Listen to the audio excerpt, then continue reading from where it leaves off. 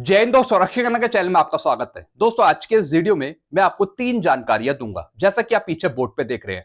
सबसे पहली जानकारी मैं आपको दूंगा डीएडीआर के एरियर के बारे में। एक अपडेट आ रही है मेरे पास जिसमें बताया जा रहा है कि कब तक आपको डीआर का एरियर मिल जाएगा अप्रैल में। जी हाँ दोस्तों, जैसा आपको पता है भारत सरकार ने 2% की बढ़ोतरी करी डीए में। अब आपका डीए 53% से बढ़कर 55% हो गया है। तो जो आपको एरियर मिलना है 3 महीने का, 4 महीने का, वो आपको कब तक मिल जाएगा। तो एक डेट आ रही है मेरे पास कि कब तक आपको डीआर का एरियर मिलेगा। इसके बारे में हम आगे बात करेंगे। अगली जानकारी मैं आपको दूंगा नेताओं की, विधायकों की पेंशन के बारे में। एक रिपोर्ट आई है मेरे पास जिसमें बताया जा रहा है कि भारत सरकार नेताओं की, विधायकों की पेंशन कितनी बार बढ़ाती है 2006 से लेके और अभी 2025 तक। भारत सरकार ने कितनी बार पेंशन बढ़ाई है नेताओं की और विधायकों की, और दूसरी तरफ भारत सरकार पेंशनर्स की पेंशन कब बढ़ाती है और सरकारी कर्मचारियों की सैलरी कब बढ़ाती है। दोनों में मैं आपको डिफरेंस समझाऊंगा एक रिपोर्ट दिखाकर। फिर दोस्तों आप नीचे कमेंट भी करेगा। अगली जानकारी दोस्तों मैं आपको दूंगा बहुत ही दुखद, आंखों में आंसू आ जाएंगे, क्योंकि एक फौजी का बेटा ट्रेनों में भीख मांग रहा है। जी हां दोस्तों, पैसा कमाने के लिए। कोई रोजी रोटी का साधन नहीं है, नेत्रहीन बेटा है, लेकिन ट्रेनों में भीख मांग रहा है। एक दोस्तों खबर है, इसके बारे में मैं आपको आगे समझाऊंगा। आपके आंखों में कहीं ना कहीं आंसू आ जाएंगे दोस्तों। तो दोस्तों बस यही जानकारी है जो मैं आपको देने वाला हूं, इसलिए इस वीडियो को आप शुरू से लेकर आखिरी तक देखेगा। वीडियो में आगे बढ़ने से पहले एक छोटी सी अपील मैं आपसे कर रहा हूं। अगर आप पहली बार मेरा चैनल देख रहे हैं या फिर ये वीडियो देख रहे हैं तो आप मेरे चैनल सब्सक्राइब भी कर सकते हैं, जिसका नाम है रक्षित खन्ना, क्योंकि ऐसी जानकारियां, सही जानकारियां आपको मिलती रहती है इस चैनल के माध्यम से। चलते हैं दोस्तों पहली जानकारी की तरफ। पहली जानकारी है डीएडीआर के एरियर के बारे में। जैसा कि यहां पे लिखा है, the union cabinet has approve a 2% increase in DNS allowance for central government employees, raising it from 53% to 55%। जैसा कि आपको पता है यूनियन की कैबिनेट मंजूरी मिली जिसमें आपका डीए 53% से बढ़कर 55% हो गया। 2% की वृद्धि आपको मिली। This hike aim to help offset inflation and will boost employee salary ahead of the 8th पे कमीशन। यानी 8th पे कमीशन से पहले एक छोटी सी बढ़ोतरी आपको दी गई है 2% की, जो आपका डीए बढ़ा। इससे क्या होगा, जो आपकी जीविका है वो बूस्ट होगी। सरकार ऐसा बता रही है कि 2% की जो बढ़ोतरी आपको दी गई है उससे आपकी सैलरी हाइक होगी और पेंशन इंक्रीज होगी। यानी जो जीवन यापिका है उसमें उछाल आएगा 2% की बढ़ोतरी से। क्या यह संभव है कि बहुत ज्यादा हम खुशियां बांटें, मिठाइयां बांटें? ये नहीं हो सकता हमसे। फिर दोस्तों आगे का लिखा है, the previous DA increase was in July 2024 from 50 to 53। इससे पहले जो आपका डीए चल रहा था, डीआर चल रहा था, वो 53% चल रहा था और जुलाई 2024 से आपका 53% था। अब आगे का लिखा है, एरियर में भी डिसबर्स लेटेस्ट बाय 20 अप्रैल 2025। जी हाँ दोस्तों, इन्होंने बताया कि 20 अप्रैल 2025 के आसपास आपको डीआर का एरियर मिल सकता है। ऐसा दोस्तों इन्होंने पॉसिबिलिटी बताई है कि 20 अप्रैल 2025 तक आपको एरियर देखने को मिल सकता है 2% की बढ़ोतरी वाला। चलते हैं दोस्तों अगली जानकारी की तरफ। अब दोस्तों मैं आपको कंपैरिजन समझा रहा हूं, डिफरेंस मैं आपको समझा रहा हूं नेताओं की, विधायकों की पेंशन का, कि सरकार किस तरीके से कितनी बार बढ़ोतरी करती है नेताओं की, विधायकों की पेंशन पे, और दूसरी तरफ जो सरकारी कर्मचारी हैं, जो पेंशनर्स है, उनकी वृद्धि कितनी होती है, कितनी बार होती है ईयर में, सालों में। अब दोस्तों यहां पे रिपोर्ट देखिए, comparison of basic salary growth 2006 से लेके 2025 तक। 2006 से लेके 2025 तक किस तरीके से पे, पेंशन, सैलरी बढ़ी है सरकारी कर्मचारियों की या फिर दूसरी तरफ नेताओं की, विधायकों की, एमपी की, एमएलए की। अब दोस्तों यहां पे कैटेगरी दे रखी है, एक तरफ है गवर्नमेंट एम्प्लॉइज और ग्रेड पे दे रखा है 4600। यानी अगर हम सेना में बात करें तो 4600 ग्रेड पे है एक सूबेदार का, एक सूबेदार का। यानी अगर हम सरकारी कर्मचारियों की बात करें या फिर पेंशनर्स की बात करें। और दोस्तों नीचे दे रखा है मेंबर ऑफ पार्लियामेंट, यानी जो सांसद हैं या फिर जो नेता हैं उनका कैसे इंक्रीज होता है। अब दोस्तों यहां पे देखिए, बेसिक सैलरी 2006 में और दूसरी तरफ दिया है बेसिक सैलरी 2025 में।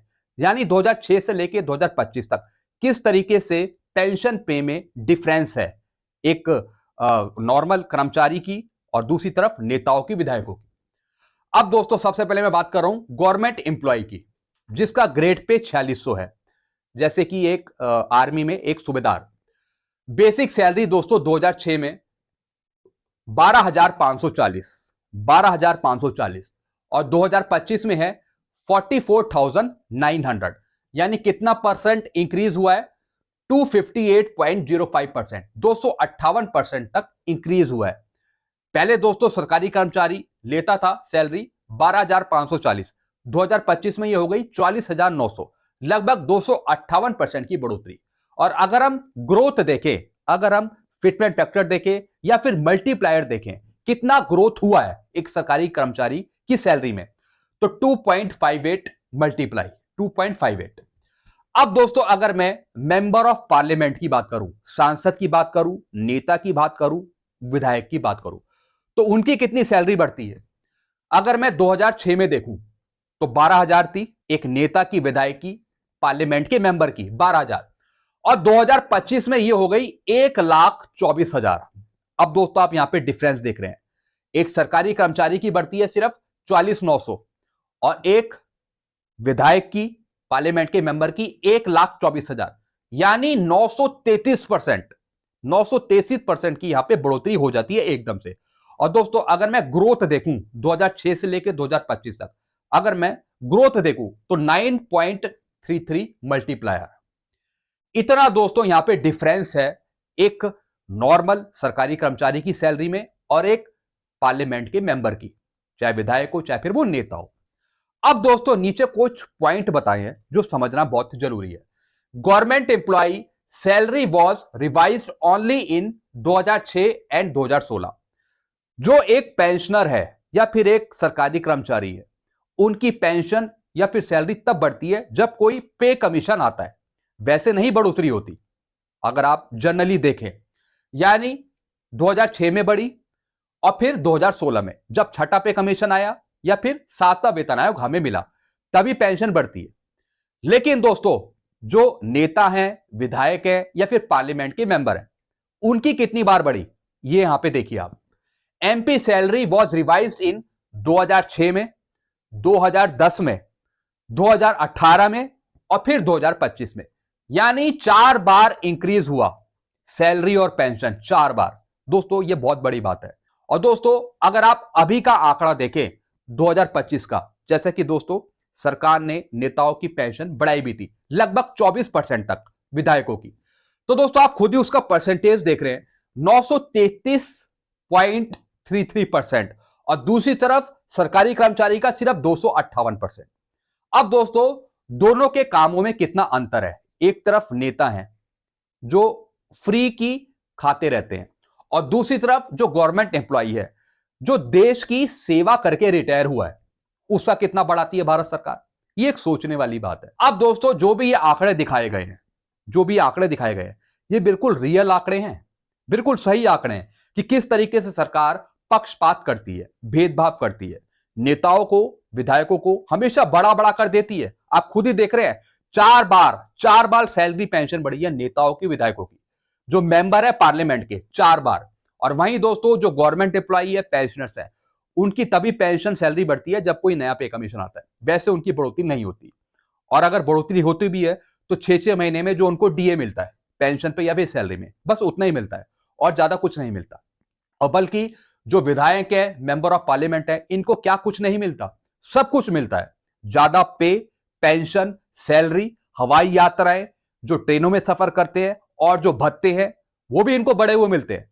जी हां दोस्तों, तो दोस्तों आप नीचे कमेंट करिए कि आपके अपने सुझाव क्या कहते हैं, आप क्या समझते हैं इन चीजों से। मुझे दुख होता है ये चीजें देखकर। अब दोस्तों आगे क्या लिखा है, द 8th पे commission is pending and will be applicable from 1/1/2026। अब जब 8वां वेतन आयोग आएगा तो फिर इनकी सैलरी बढ़ेगी, फिर इनकी पेंशन बढ़ेगी। और दूसरी तरफ भारत सरकार सरकारी कर्मचारियों को कितना बढ़ाएगी, पेंशनर्स का कितना बढ़ाएगी 8 पे कमीशन पे, यह भी देखने वाली बात होगी। कहीं ऐसा ना हो कि 8वें वेतन आयोग में फिर से दोस्तों नेताओं की, विधायकों की बहुत ही जबरदस्त बढ़ोतरी हो, क्योंकि उनकी तो सीधा डबल हो जाएगी, क्योंकि वो 1,24,000 तो वो पहले ही ले ले सैलरी। तो दोस्तों ये बहुत दिक्कत की बात है कि इतना इतना परसेंटेज हाई है नेताओं के, विधायकों का। और एक तरफ भारत सरकार कहती है कि पेंशनर्स को, कर्मचारियों को पैसा नहीं दिया जा सकता, हम डिमांड पूरी नहीं कर सकते, 18 महीने का डीए कैरियर नहीं दे सकते, या फिर हम जो एडिशनल पेंशन का लाभ है वो 65 पे 5%, 70 पे 10%, 75 15% नहीं दे सकते। सरकार के पास पैसा खत्म है सरकारी कर्मचारियों को, पेंशनर्स को देने के लिए, लेकिन नेताओं की, विधायकों की पेंशन सैलरी बढ़ाने के लिए बहुत सारा पैसा है। अब वो पैसा कहां से आ रहा है वो सरकारी जाने। तो दोस्तों आप इस रिपोर्ट को समझे होंगे, आप अपने विचार जरूर नीचे रखेगा। चलते हैं दोस्तों अगली जानकारी की तरफ। अब दोस्तों ये जानकारी कहीं ना कहीं आंखों में आंसू लाएगी। ट्रेन में भीख मांगता था नेत्रहीन बेटा, 11 साल बाद फौजी पिता की पेंशन और 15 लाख रुपए का एरियर मिला। जी हां दोस्तों, आप यहां पे देख रहे हैं ये पीसीडीए के अधिकारी है और यहां पर है एक फौजी का बेटा जो नेत्रहीन है, जो ब्लाइंड है। जी हां दोस्तों, अब दोस्तों इस रिपोर्ट को मैं आपको समझाता हूं, बाकी आप अपने विचार नीचे रखेगा। पिता सेना में थे, उनका निधन हुआ तो नेत्रहीन बेटे का अपनों ने भी साथ छोड़ दिया। जी हां दोस्तों, जैसे कहते हैं ना कि कलयुग चल रहा है, जो अपने हैं वो हमेशा साथ छोड़ देते हैं, अपने हमेशा साथ छोड़ के चले जाते हैं। जो दूसरे हैं जिन्हें हम जानते नहीं वो हेल्प करते हैं, वो आपकी सहायता करते हैं। बिल्कुल ठीक इन्हीं के साथ हुआ। पहले तो आत्महत्या का विचार आया, लेकिन पत्नी व बेटे का क्या होगा? जो एक नेत्रहीन बेटा है, जो एक नेत्रहीन बेटा है, उन्होंने शादी भी करी है। जी हां दोस्तों, उनका एक बेटा भी है। पहले मन में विचार आया कि मैं आत्महत्या कर लेता हूं, मैं आत्महत्या कर लेता हूं, मैं जीवन में सरवाइव नहीं कर सकता। तो पहले मन में यह विचार आया, फिर आत्महत्या का विचार छोड़कर फिर ट्रेनों में भीख मांगना शुरू किया रोजी रोटी के लिए। और बल्कि एक फौजी का बेटा है, नेत्रहीन है, यह सोचकर ट्रेन में उनके साथ भिक्षावृत्ति करने लगा। 11 साल गुजर गए, अब पिता की पेंशन और 15 लाख का एरियर बेटे को मिला तो खुशी के आंसू बह निकले। जी हां दोस्तों, जैसा आपको पता है जो डिसेबिलिटी है किसी प्रकार की, उस पर पेंशन दी जाती है, यह रूल्स है भारत सरकार का। लेकिन दोस्तों जानकारी ना होने की वजह से कई बेटा बेटी डिसेबल बच्चे पेंशन नहीं ले पाते, क्योंकि उनको पता नहीं होता, जानकारी नहीं हो पाती। तो दोस्तों बाद में पता लगा कि डिसेबल बच्चे को, चाहे वो नेत्रहीन हो, चाहे वो ब्लाइंड हो, चाहे वो दूसरी डिसेबिलिटी हो, उनको पेंशन दी जाती है माता पिता के मरने के बाद। तो दोस्तों बाद में इन नेत्रहीन बेटे को पता लगा, 12 साल बाद, 11 साल बाद पूरा एरियर दिया गया लगभग 15 लाख का, और पेंशन भी शुरू हुई। जी हां दोस्तों, अब पेंशन कैसे इनकी शुरू हुई ये मैं आपको आगे समझाता हूं। यह कहानी कमलेश कुमार चौबे की है। यह बिहार के बक्सर जिले के रहने वाले हैं और शुक्रवार को प्रधान रक्षा लेखक नियंत्रक पीसीडीए पेंशन के अधिकारियों का आभार जताने के लिए यह प्रयागराज पहुंचे। जब इनको एरियर मिला, जब इनकी पेंशन शुरू हो गई, तो दोस्तों डायरेक्ट ये बेटे डायरेक्ट पीसीडीए पहुंचे। जो पीसीडीए के अधिकारी है उनका आभार व्यक्त किया, उनका सत्कार किया। वह बताते हैं कि पिता सिद्धनाथ चौबे सेना में थे, वर्ष 2014 में उनका निधन हो गया। मां का निधन 5 साल पहले ही हो गया था, उनका साथ सबने छोड़ दिया था। वह पत्नी बच्चे के साथ घर से बाहर भीख मांगकर जीवन यापन करने लगे। जी हां दोस्तों, कितना दुखदाई है। सबसे पहले माता जी की मृत्यु हुई, उसके बाद पिताजी की मृत्यु हुई, उसके बाद घर बार चलाने के लिए, रोजी रोटी कमाने के लिए नेत्रहीन बेटे ने अपनी पत्नी के साथ, अपने बच्चों के साथ ट्रेनों में भीख मांगना शुरू कर दिया रोजी रोटी कमाने के लिए। और दोस्तों एक दिन ऐसा आया कि जो ये बेटा जिस ट्रेन में ये सफर कर रहा था, उसी ट्रेन में एक पीसीडीए का अधिकारी भी सफर कर रहा था। तो दोस्तों कहते हैं ना कि जब मिलना होता है तो वो कहीं से भी मिल जाता है, कहीं से भी जो आपकी प्रॉब्लम दूर होनी होती है वो कहीं से भी हो जाती है। वो मैटर नहीं रखता कि समय कौन सा है या फिर वक्त कौन सा है या फिर जगह कौन सी है। तो दोस्तों जो ये नेत्रहीन बेटा था, उस पीसीडीए अधिकारी को अपनी पूरी आपबीती बताई, तो उस पीसीडीए अधिकारी ने उसके बाद इनकी मदद करी, इस नेत्रहीन बेटे की। और दोस्तों जो पेंशन है, फैमिली पेंशन है, जो मिलती है किसी डिसेबल बच्चे को, वो शुरू कराई। और उसके बाद दोस्तों पूरा एरियर दिलवाया, पूरा एरियर दिलवाया। लगभग 2 साल पहले ट्रेन में रक्षा लेखक प्रधान नियंत्रक पेंशन कार्यालय के मनोज सिंह से मुलाकात हुई। कमलेश ने अपनी पूरी कहानी सुनाई तो पेंशन की पहल शुरू हुई और 11 साल बाद हक हासिल हुआ। जी हाँ दोस्तों, लगभग 15 लाख का एरियर दिया गया। तो दोस्तों ये पूरी कहानी थी। जब मैंने पढ़ी तो कहीं ना कहीं मुझे बहुत दुख हुआ कि ऐसे भी कई वाक्य होते हैं। दोस्तों कई बार ऐसे होता है कि जो बच्चे हैं, चाहे वो डिसेबल्ड हो, चाहे फिर वो किसी दूसरी चीज से पीड़ित हो, उनको जानकारी नहीं होती कि माता पिता के मरने के बाद भी फैमिली पेंशन मिलती। दोस्तों अगर ये जानकारी सही टाइम पे मिल जाती तो फिर दोस्तों ये बच्चा शायद भीख ना मांगता, इसका जो परिवार है वो सफर नहीं करता। तो दोस्तों मेरी भी यही कोशिश रहती है ज्यादातर कि मैं अपने वीडियो के माध्यम से ज्यादा जानकारी दे सकूं, क्योंकि दोस्तों आजकल के टाइम में जानकारी का बहुत अभाव है। सही से जानकारी मिल नहीं पाती। जो कर्मचारी हैं, जो डिपार्टमेंट में बैठे हैं, चाहे वो पीसीडी में बैठे हैं, चाहे कहीं और बैठे हैं, वो भी दोस्तों कई बार जानकारी नहीं देते सही से। तो इस वजह से काफी दिक्कत होती है आगे बच्चों को, चाहे वो लड़की हो, चाहे वो लड़का हो, चाहे फिर वो खुद पेंशनर्स हो। तो जानकारी अगर सही से मिल जाए तो फिर दोस्तों प्रॉब्लम नहीं होती।